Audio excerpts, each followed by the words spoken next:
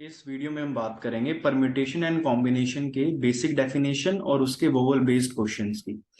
तो सबसे पहले बेसिक डेफिनेशन एक एग्जांपल के थ्रू समझते हैं। ऐसा क्यों? देखिए, हम अच्छे से जानते हैं परम्यूटेशन एंड कॉम्बिनेशन के अंदर बार बार एक वर्ड की यूज किया जाता है। परम्यूटेशन में यूज होता है एनपीआर और कॉम्बिनेशन में यूज होता है एनसीआर। इसका मतलब होता है अरेंजमेंट और इसका मतलब होता है सिलेक्शन। और जैसे ही हमने अरेंजमेंट और सिलेक्शन की बात की, हमें दो बातें करनी पड़ती हैं कि एनपीआर के लिए बोला जाता है कि n factorial divided by n minus r factorial, और एनसीआर के लिए बोला जाता है कि n factorial divided by r factorial n minus r factorial. यहाँ पे की पॉइंट क्या है? की पॉइंट ये है कि जब भी हमें एन ऑब्जेक्ट में से आर को अरेंज करना है तो एनपीआर लगा दो, और जब भी हमें एन ऑब्जेक्ट में आर को सेलेक्ट करना है तो एनसीआर लगा दो। इन दोनों को अगर हम थोड़ा सा इनके रिजल्ट को एनालाइज करें तो एनसीआर को अगर मल्टीप्लाई कर दिया जाए आर फैक्टोरियल से तो एनपीआर बनता है। डन। तो ये जो तीन पॉइंट बताए मैंने, पॉइंट नंबर 1, पॉइंट नंबर 2 और पॉइंट नंबर 3, इन तीनों का आपस में क्या लिंक है हम ये क्वेश्चन के थ्रू देखते हैं। देखिए अब क्वेश्चन क्या है। क्वेश्चन ये है, अब इस क्वेश्चन को, ये दिखने में बड़ा सिंपल क्वेश्चन है लेकिन मैं आप यहाँ पे आपको तीन बातें समझाऊंगा, ध्यान से सुनना क्या क्या है। फर्स्ट पॉइंट, बोला गया कि in how many ways three boys can sit on four chairs. मतलब अगर हमारे पास चार चेयर्स हैं, chair number 1, chair number 2, chair number 3 and chair number 4, चार चेयर्स पर तीन लड़के कितने तरीके से बैठ सकते हैं, ये क्वेश्चन है। तो फर्स्ट बॉय के पास कितने ऑप्शन है? चार ऑप्शन है, किसी पे भी बैठ सकता है। सेकंड बॉय के पास कितने ऑप्शन है? तीन ऑप्शन है। और थर्ड बॉय के पास कितने ऑप्शन है? सिर्फ दो ऑप्शन। याद रखो, हमेशा परम्यूटेशन एंड कॉम्बिनेशन के अंदर दो बातें चलती हैं। उसको बोला जाता है प्रिंसिपल काउंटिंग। ओके, तो बेसिक प्रिंसिपल ऑफ काउंटिंग बोला जाता है। या तो उसको मल्टीप्लाई करना होता है उसके अंदर, या एडिशन करना होता है। अब ध्यान से सुनो, ये जो बॉयज हैं, बॉय, तीनों बॉय का एक साथ बैठना, ये इंटर रिलेटेड डाटा है। तो जहां पर इंटर रिलेटेड मतलब आपस में कोई रिलेशन होगा डाटा का, तो मल्टीप्लाई कर देना। प्लस यूज किया जाता है जब सारी बातें अलग अलग होंगी। ठीक है, मतलब हम यहाँ पर हमें एक साथ तीनों बॉयज को बिठाना है। अब अरेंजमेंट अलग अलग हो सकती है। तो देखो तीन तरीके हैं बात करने के। पहला बात तरीका ये बोलता है कि अगर हम क्या करें, हम सिंपल बोल देते हैं कि फोर, फर्स्ट बॉयज के लिए फोर वेज है, सेकंड बॉय के लिए तीन तरीके हैं, थर्ड बॉयज के लिए दो तरीके हैं। सिंपल बोल सकते हैं 4 3 12, 12 2 24, 24 वेज आ जाएंगे। मतलब इस क्वेश्चन का आंसर हो जाएगा 24, कि तीन लड़के चार चेयर पर कितने तरीके से बैठ सकते हैं? चार, तीन, दो। लेकिन अगर कोई एनपीआर एनसीआर की फॉर्म में ऑप्शन दे दे तब क्या करना है? ध्यान से सुनना। चार में से कोई भी तीन चेयर सेलेक्ट करने का तरीका होगा 4p3, और वही अरेंजमेंट हो जाएगी तीनों की, क्योंकि जिस भी तरीके से आप तीन चेयर को अरेंज कर सकते हैं उसी तरीके से तीन लड़कियों पे बिठा सकते हैं। तो ये हो जाएगा 4 फैक्टोरियल, 4 - 3 मतलब 1 फैक्टोरियल, और ये आंसर क्या हो जाएगा? 4 × 3 × 2 जो हमें दे देगा 24। तो यहां से समझ आता है ये भी 24 हो गया। एक तीसरा तरीका सुन लो। तीसरा बोलता है कि आप अगर ऑप्शन जो है, अब यहाँ पे ऑप्शन तो पी की फॉर्म में भी हो सकते हैं, सी की फॉर्म में भी हो सकते हैं। अब सी फॉर्म में क्या करना है भाई? चार में से कोई भी तीन चेयर सेलेक्ट कर लो, 4p3 है। अब जो तीन चेयर सेलेक्ट किए हैं उनका आपस में अरेंजमेंट क्या हो सकता है? 3 फैक्टोरियल। इसीलिए 4 factorial divided bye 3 factorial, 1 factorial into 3 factorial, ये कैंसिल हो जाता है यहाँ पे, ये फिर से 24 आ जाता है। तो पॉइंट नंबर 1, पॉइंट नंबर 2 और पॉइंट नंबर 3, तीनों में एक बात इंटर रिलेटेड है कि आंसर सेम है। बस बात जो बोलने का तरीका है क्वेश्चन में वो अलग अलग है। इसका बेनिफिट क्या है? इसका बेनिफिट ये है कि अगर ऑप्शन हमारा चाहे नंबर फॉर्म में है, चाहे पी फॉर्म में है, चाहे सी फॉर्म में है, हमारे रिजल्ट पे कोई इंपैक्ट नहीं पड़ता जब हमें सारे तरीके से पता होता है कि क्वेश्चन को अप्रोच कैसे करना है। अब हम आगे चलते हैं। अब हम, मैंने बोला कि बेसिक डेफिनेशन के बाद हम डिस्कस करेंगे वोवल्स से रिलेटेड सारे क्वेश्चन को। ठीक है, तो जितने भी वोवल से रिलेटेड हमारे क्वेश्चन है, वन बाय वन डिस्कस करते हैं। Question, in how many different ways can the letter of the word rumour be arranged. तो हमें बोलना है यहाँ पे कि जो र्यूमर वर्ड है मेरा, उन उसके लेटर्स को कितने तरीके से अरेंज किया जा सकता है। तो देखो, RUMOUR, कितने लेटर्स हैं इसके अंदर? हमारे पास लेटर्स हैं 6। अब रिजल्ट क्या बोलता है कि भाई आंसर जो है ना 6 फैक्टोरियल हम लिख सकते हैं किस कंडीशन के अंदर? जब सारे अल्फाबेट अलग होते हैं। अब इस बात को थोड़ा समझो ध्यान से। इसको भी दो तरीके से बोलेंगे हम भाई। फर्स्ट लेटर के लिए 6 पोजीशन है, दूसरे लेटर के लिए 5 पोजीशन है, तीसरे चौथे लेटर के लिए 4 पोजीशन है, इसके लिए 3 है, इसके लिए 2 है, इसके लिए वे, ये वेज है। 6 ways, 5 ways, 4 ways, 3 ways, 2 ways, 1 ways, इनको मल्टीप्लाई कर लो। इसको डायरेक्ट 6 फैक्टोरियल भी लिखा जा सकता है, लेकिन यहाँ पे 2 आर है, 2 यू है, इसलिए रिजल्ट जो है वो डिवाइड हो जाएगा 2 फैक्टोरियल मल्टीप्लाई 2 फैक्टोरियल से। इसीलिए 6 मल्टीप्लाई 4 मल्टीप्लाई 3 मल्टीप्लाई 2 जब हम करेंगे और 2 मल्टीप्लाई 2 करते हैं, 4 4 कैंसिल आउट, 6 5 30 हो जाता है और 3 2 6 हो जाता है, रिजल्ट बनता है 180। ऑप्शन नंबर 1 हो जाता है। तो हमें समझना पड़ेगा कि ये दोनों डाटा इंटर रिलेटेड है, कोई डिफरेंस नहीं है इनके अंदर। ये हो गई पहली बात, किससे रिलेटेड हुई कि लेटर्स को कैसे अरेंज करना।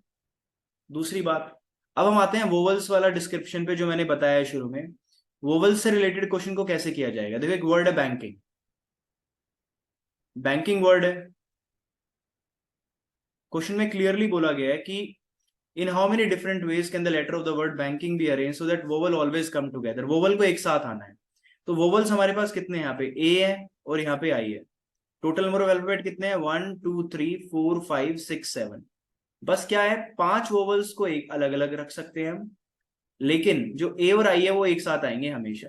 इनकी पोजीशन चेंज हो सकती है लेकिन रहेगा ऐसा। मतलब क्वेश्चन ये बना कि 6 बॉक्सेस हैं, इनको आपस में इंटरचेंज करने की पोजीशन बताओ। तो रिजल्ट अभी भी पढ़ के आए हैं पीछे क्वेश्चन में, र्यूमर में 6 फैक्टोरियल। लेकिन क्या इन 6 बॉक्सेस में कोई रिपीट हो रहा है, साफ साफ देखो एन रिपीट हो रहा है 2 बार। तो डिवाइड करना पड़ेगा 2 फैक्टोरियल से। कोई और भी लेटर है जो रिपीट है, नहीं है। लेकिन मल्टीप्लाई भी करना पड़ेगा किससे, इनकी पोजीशन भी आपस में इंटरचेंज हो सकती है 2 फैक्टोरियल से। दोबारा कैंसिल कर लो इसको, रिजल्ट बनता है 6 multiply 5 multiply 4 multiply 3 multiply 2, 6 5 30 multiply 4 3 12, 12 2 24, कितना हुआ, ये बन गया 720। ऑप्शन आएगा ऑप्शन नंबर डी। तो यहाँ पे वोवल रिलेटेड जो फर्स्ट क्वेश्चन है जिसमें वोवल्स को एक साथ आना है, हमारे सामने डाटा है। अब आगे चलते हैं थोड़ा सा। अगले क्वेश्चन में हमारे पास एक वर्ड है जंबल। इस क्वेश्चन में क्या बोला गया है कि जो वर्ड है हमारे पास जंबल, जंबल JUMBLE, वो बताओ कितने वर्ड बन सकते हैं जो वोवल से स्टार्ट होंगे। तो देखो हमारे पास यू एक वोवल है, एक ई एक वोवल है, और टोटल अल्फाबेट कितने हैं हमारे पास, 6 अल्फाबेट हैं। तो first, second, third, fourth, fifth and sixth. कहने की बात समझो क्या है, इस पोजीशन को 2 वे से फिल किया जा सकता है। ठीक है, अब 2 में से कोई एक यहाँ फिक्स हो गया। अब ध्यान से सुनो, 1 2 3 4 5 6, 5 बचे ना। इसको 5 तरीके से, इसको 4 तरीके से, इसको 3 से, इसको 2 से, इसको 1 से। तो वेज है ये वेज है सारे। तो कहने का मतलब क्या हुआ, अगर हम मल्टीप्लाई कर लें इसको, ये बनेगा 2 5 10 मल्टीप्लाई 4 3 12 12 2 24, कितना हुआ टोटल, ये आ गया रिजल्ट 240। ऑप्शन नंबर बी हमारा आंसर। मतलब ये दो सारे वर्ड्स हैं जो वोवल से स्टार्ट होंगे। उनका कोई वर्ड मीनिंग सेंस बनेगा नहीं बनेगा कोई फर्क नहीं पड़ता है, क्योंकि क्वेश्चन में ऐसा कोई बाउंडेशन नहीं दिया है उसने। आगे चलते हैं। आगे दिया है क्वेश्चन के अंदर कि वोवल सिर्फ इवन प्लेसेस को ऑक्यूपाई करेंगे। ठीक है, वर्ड क्या है हमारे पास, वर्ड है हमारे पास फैमिली। वर्ड क्या है, फैमिली, फैमिली है। अब काफी तरीके हैं इसको भी सोचने के। टोटल 6 वर्ड्स हैं, 6 अल्फाबेट है जिनकी पोजीशन हमें इधर उधर करना है, लेकिन वोवल सिर्फ इवन पोजीशंस पे आएंगे। वोवल है कितने, ए और आई है, 2 है। तो 3 पोजीशंस पर 2 वोवल कितने तरीके से अरेंज हो सकते हैं। ये वैसा ही है कि 3 चेयर पे दो बॉयज कितने तरीके से बैठ सकते हैं। तो इसके लिए हो जाएगा 3p2 मल्टीप्लाई, कोई भी 2 इवन पोजीशन जब फिल हो जाएंगी, एक इवन बचेगी, 3 ऑड पोजीशन बचेंगी।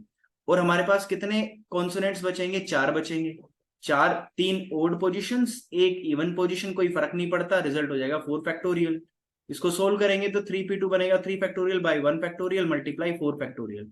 3 फैक्टोरियल होता है 6, 4 फैक्टोरियल होता है 24। रिजल्ट बन गया 144। हमारा आंसर हो जाएगा ऑप्शन नंबर डी। ये है वोवल्स अगर इवन पोजीशन ऑक्यूपाई करते हैं तो। डन, आगे चलते हैं। अब बोला गया है कि इसमें वर्ड है हमारे पास auction.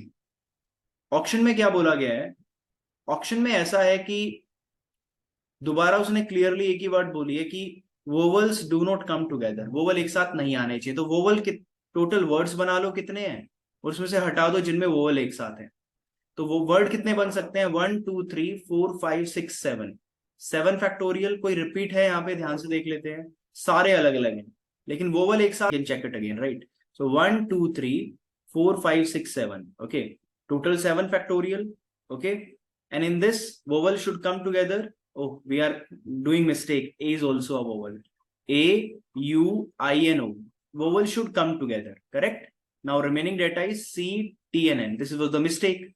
Okay, again 1 2 3 4, 4 arrangement, 4 factorial into 4 factorial. This was the mistake I was doing.